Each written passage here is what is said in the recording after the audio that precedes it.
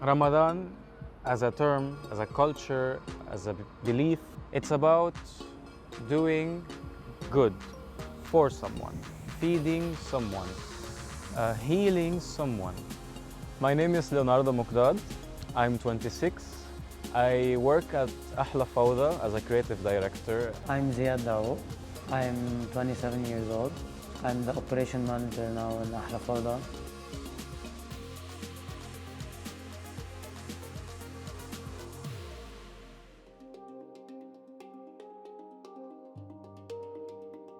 Every Ramadan in Lebanon, you see the lights all over the trees and like even in the middle of the streets and stuff. This gives a very good spirit for Ramadan. This year we have this electricity crisis. We don't have any lights, we don't have any decorations. We used to have like festivals, we don't have this. No spotlight on Ramadan this year. It's just like a normal month now because you don't have any decoration to feel the spirit.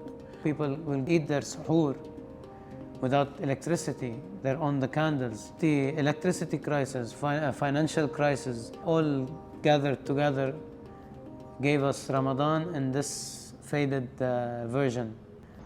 The Lebanese people are facing a lot of vulnerabilities. Other than the food and the electricity and the water, it's medication and education.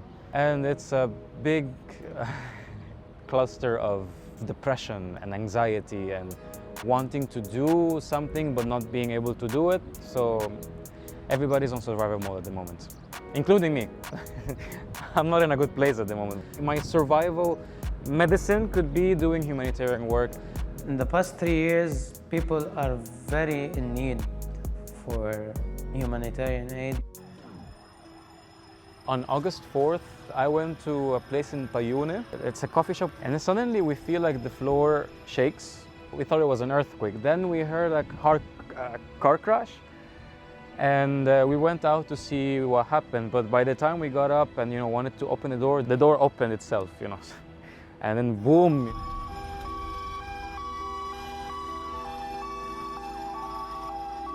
It was until the third day that I had the energy to go back to the streets and maybe help out.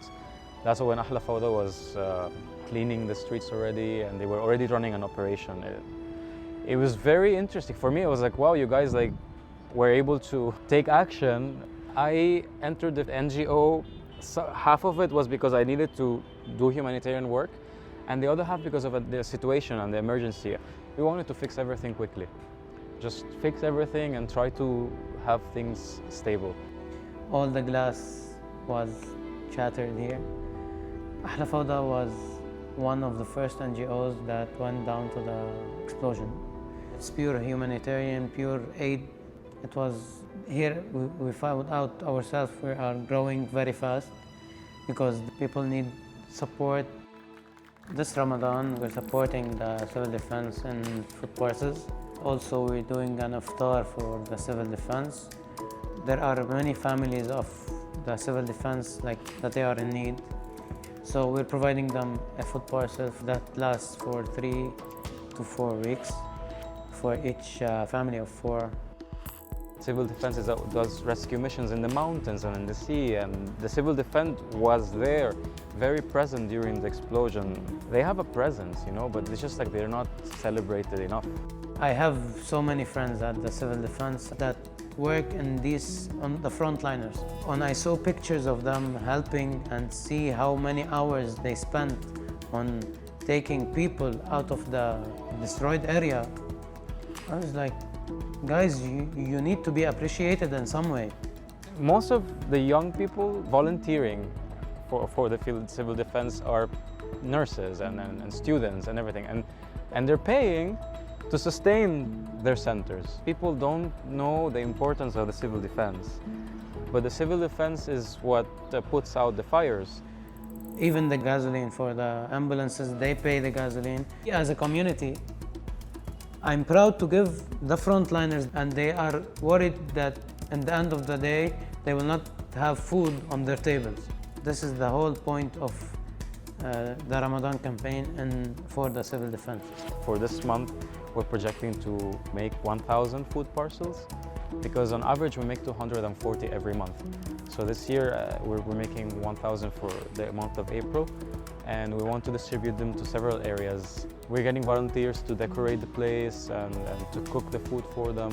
And also, this time of the year, it's not also Ramadan, it's Easter, so we can't focus only on the Ramadan element. So we're focusing on both. It would be nice if we're able to make 1,000 food parcels every month, not just in Ramadan. But this is what we can do now, and we're taking it lightly, and we're motivated to do it. Whether we succeed or not is like we had a good intention to do it, and if it's not successful, we try again, you know, in a different approach. But as long as we keep trying. The crisis transformed our relationship with this country. Even if we have this crisis, these people in this country are heroes to sustain in these current situations.